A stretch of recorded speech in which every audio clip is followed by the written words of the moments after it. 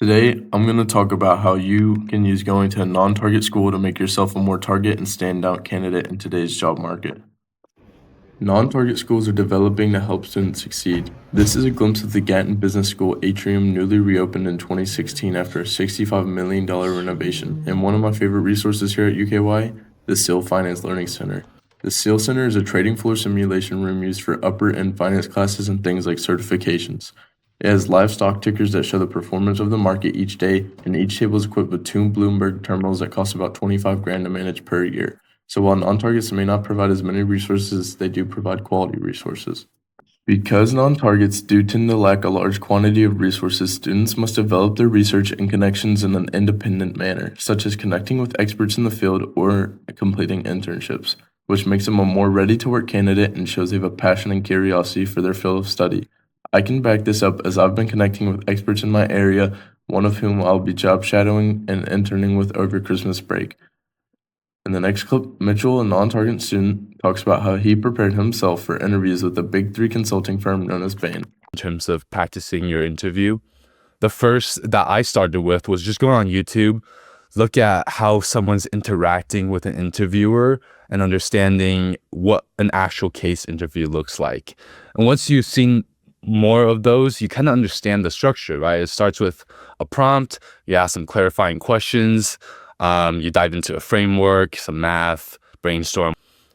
Diverse these days that you can really find any information, right? So I looked into how does my background match up to this individual's background, and how can I learn from their experience to end up at where I want to be or where they are. And so those were the second group of folks that I reached out to.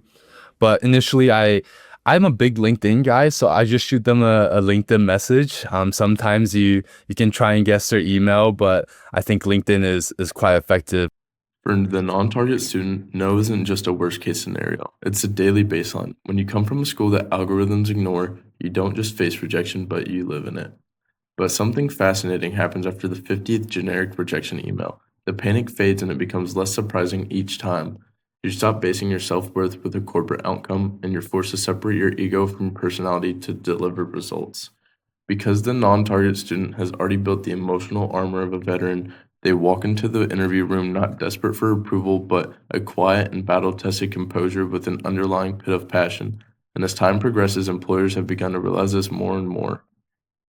I had an interview with a lead equity analyst at Koch Industries, and I asked why he kept pulling resumes from the less competitive state schools over the Ivy League pile. He told me, I can teach a kid finance, like how to model cash flows. However, I cannot teach them how to be a different person. He hires them not for what they know, but for the specific unteachable personality traits that create a great person, which he says leads to having a great team and a great work environment.